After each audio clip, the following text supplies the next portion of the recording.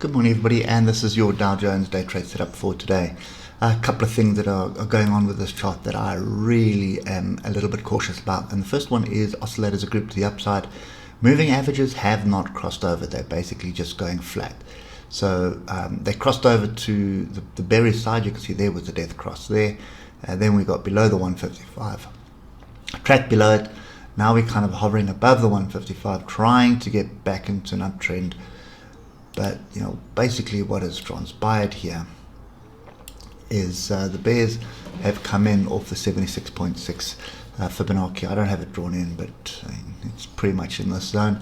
And they are trying to sell it down. Look at the oscillators at the moment. Oscillators are in their favor. Moving averages are also kind of in their favor. They're not pointing down anymore. They're pointing ever so slightly to the upside. But definitely that is what the bears are trying to accomplish at the moment. Now, the tech stocks did get a bit of a hiding yesterday, so the Dow didn't. There's not many tech stocks in the Dow, so it kind of didn't follow suit to the Nasdaq and S&P 500. However, there is a lot of noise in China at the moment. So, factories that can't produce goods at the moment because of a coal shortage.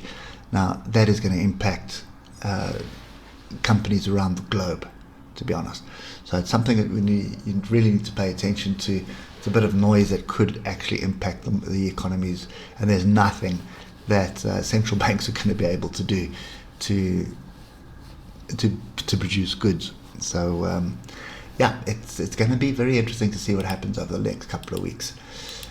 For me at the moment, if we look at the 3 hour, nothing really transpired sort of yesterday. We had this big range bar, and then pretty much just stayed in the range.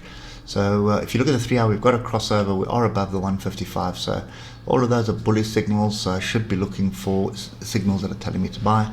The only thing that's concerning me is the oscillators that have crossed over and pointing down.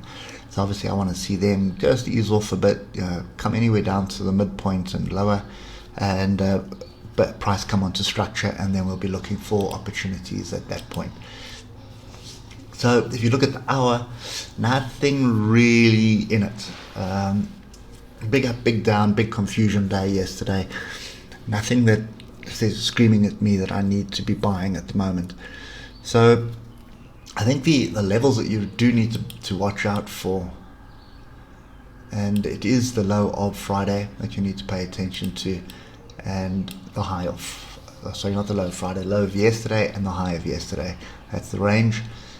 That's what I'd be paying attention to. So until that gives way one way or another, I am sitting quietly on the sides and not bothering with this. There's a little bit of diversions here. Actually, no, I lie, it's not diversions. Price is higher than there, so there's no diversions. Nothing there either. It's basically, you've gone straight, you've broken trend lines.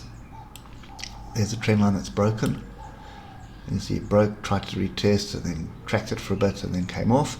The next trend line that we need to pay attention to is going to be in this area here. That is quite far from where price is right now. That is 560 points away, and there is structure there as well. Remember, there's this double bottom structure here, which target has been hit, but that is the opportunity that we've got at the moment. So I think it's probably worth just paying attention to this on the 15-minute. You see a nice big move up, and then we just gradually eased off. So I would expect something similar. If we start taking out those lows, then you can expect to move to the bottom of the bigger range. And remember, the bigger range is pretty much down in this zone here, and that's where the double bottom is. So it's 34,376. So oscillators are indicating it. That's what we need to be playing for. Moving averages are not quite supporting us just yet. We are rejecting structure, but we're rejecting structure with a range bar. So obviously you want to break below the range bar before you start taking that short.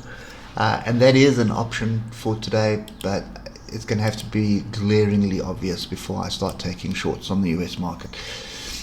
So anyway, it's a sit on hands day on the indexes right now. So we'll just sit patiently and wait and see.